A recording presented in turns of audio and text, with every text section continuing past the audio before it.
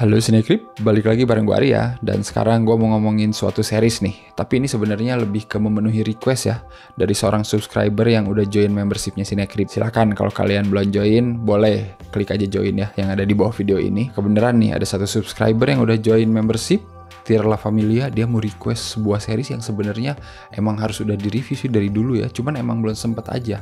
Dan gue juga baru nonton season 1 doang, yaitu Invincible. Terima kasih buat member bernama Rana Arya Putra. Oh, namanya sama kayak gue ya. Gak aneh ya kalau gue yang ngebales requestan doi.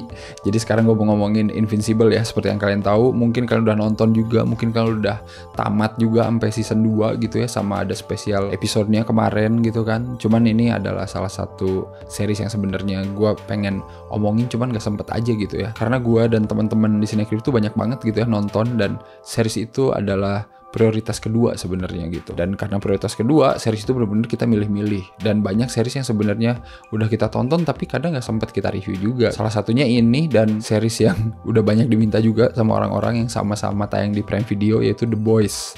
Serius, itu tuh pengen gue review tapi nggak sempet-sempet aja. Tapi karena bentar lagi kalau nggak salah The Boys bakal ada season 4 ya, bulan Juni kalau nggak salah kan. Jadi ntar aja lah ya sekalian recap, merefresh ingatan. Tapi sekarang kita mau ngomongin dulu nih series yang sebenarnya nggak jauh beda sama The Boys. Cuman versi animasi, unsur-unsur kekerasannya itu nggak kalah gila gitu sama The Boys. Dan yang menarik adalah sebenarnya ini adalah bikinan Robert Kirkman ya, kreatornya The Walking Dead, salah satu series kesukaan gue juga gitu. Jadi nggak aneh sih kalau dia bikin series yang cerita-ceritanya ya lumayan brutal gitu ya. Ini tuh cerita tentang superhero muda bernama Mark, dan dia ini ceritanya anak dari superhero yang udah OP banget. Anggap aja Omni-Man ini Superman lah ya, atau anggap aja Homelander.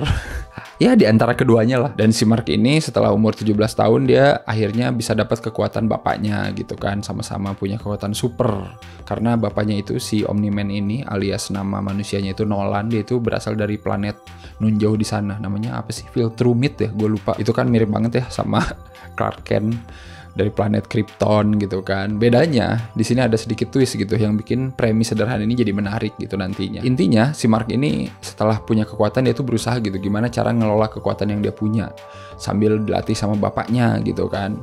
Dan dia juga harus tetap jadi anak sekolah biasa gitu ya, nggak boleh ketahuan kalau dia itu superhero gitu. Dan seperti yang kita tahu lah, kalau superhero remaja pasti banyak aja ya hambatannya. Nah yang menarik di sini justru ada plot-plot yang bikin Invincible ini jadi sesuatu yang berbeda. Karena jujur aja menurut gue episode satunya itu, awalnya pas gue nonton tuh kayak, oh oke, cerita superhero pada umumnya gitu. Tapi ketika endingnya itu, wah bener, gue langsung kayak, oke, ada sesuatu nih gitu ya. Karena nanti di endingnya diliatin kalau si Omni-Man ini gitu ya, bapaknya si Mark ini ngebantai semua superhero yang jadi timnya gitu. Dan itu menurut gue salah satu tindakan yang wow. Baru episode 1 udah diliatin kebrutalan yang bener-bener di luar nalar ya. Gila. Dan BTW ngomongin tim superhero-nya si Omni-Man ini ya, lu anggap aja Justice League lah. Ada karakter namanya War Woman. Terus ada Red Rush. Terus ada Darkwing. Ada Aquarus. Apalagi coba tuh. Itu udah kurang Justice League apa gitu nama-nama itu. Nah mereka semua ini dibantai sama si Omni-Man.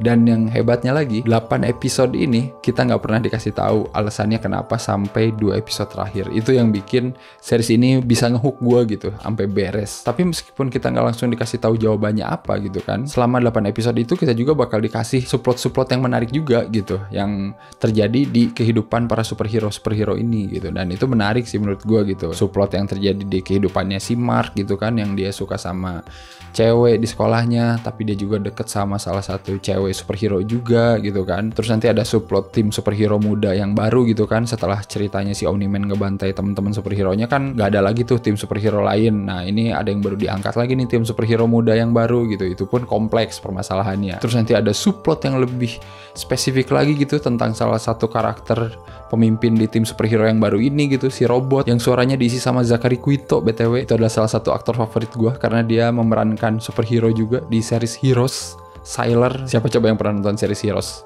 Silakan komen kalau kalian nonton series Heroes, berarti selamat. Umur kalian gak jauh-jauh sama gue.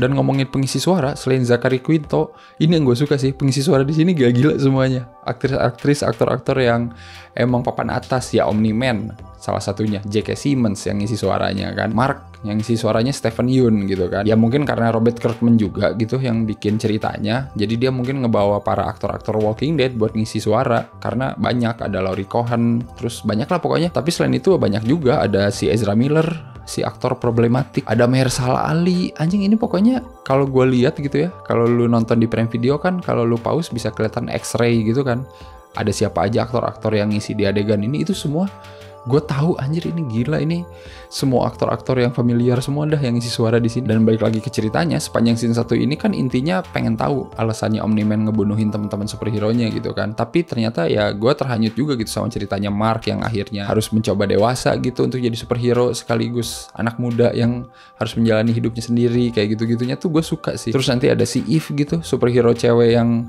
dikacengin si Mark juga ya di awal-awal, tapi udah enggak gitu.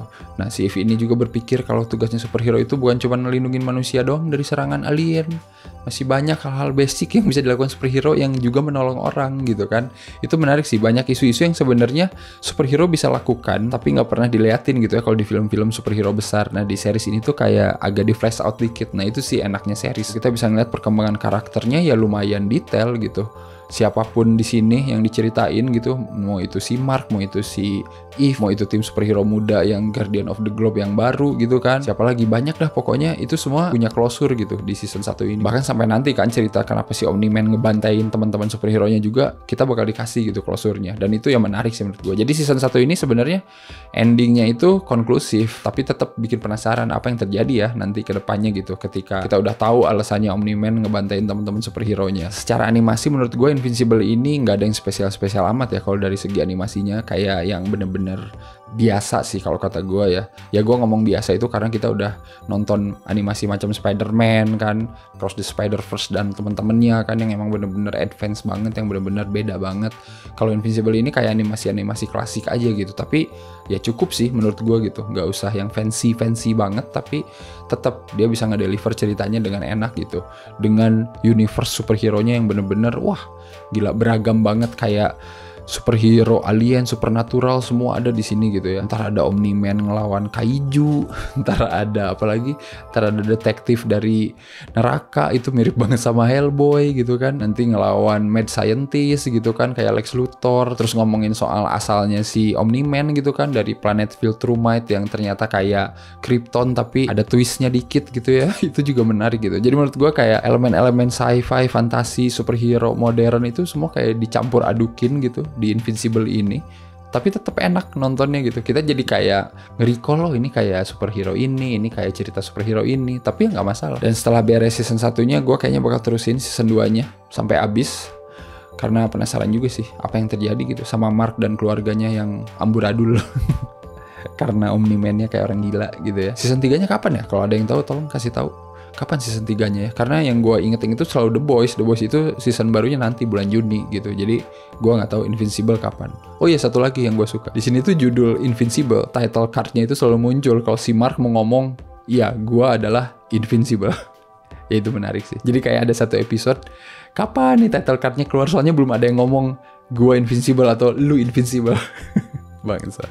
Ya lucu sih, kocak digituin ya, biar jadinya nungguin penonton. Dan jangan lupa ini tuh eksekutif produsernya Seth Rogen ya, dan dia juga ngisi suara di sini gitu ya. Ya dia orang yang ada di balik beberapa series animasi yang keren-keren gitu ya, kayak Kura-Kura Ninja yang baru kemarin gitu kan, terus ini gitu kan, terus ya The Boys juga gitu. Jadi kayak oke lah, emang seleranya sesuai, karena ya cerita-cerita superhero kayak gini emang dibutuhkan gitu kan. Ini cerita superhero yang lebih dewasa gitu, yang lebih brutal, yang lebih realistis gitu, apa yang terjadi kalau ada superhero gitu.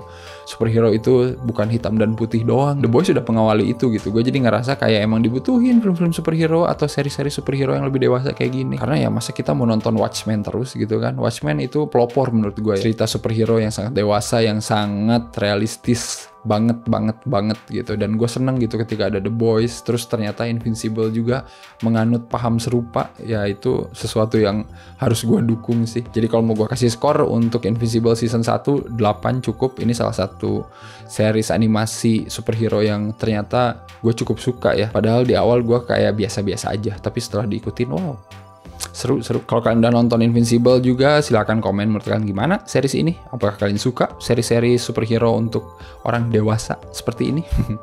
Dan kalian juga bisa request ya, mau review apa lagi nih Sinekrip, silahkan. Gampang sebenarnya, ikutan aja membership seperti Rana Arya Putra yang baru saja request, tolong dong review Invincible, soalnya suka banget. Ya ini dikabulkan. Nanti ya season 2 nya Rana nyusul. Kalau seri soalnya butuh time span yang lumayan gitu, butuh waktu dan energi gitu. Kalau lo nge-request film sih mungkin bisa cepat. Jujur aja gue bukan tipe orang yang suka nge-binge watching series, asli. Kalau dulu iya, kayak 5-6 tahun lalu gue kayak gitu orangnya, tapi sekarang tuh gue kayak lebih menikmati gitu tiap episodenya. Karena kalau nggak gitu ya cepet beres men.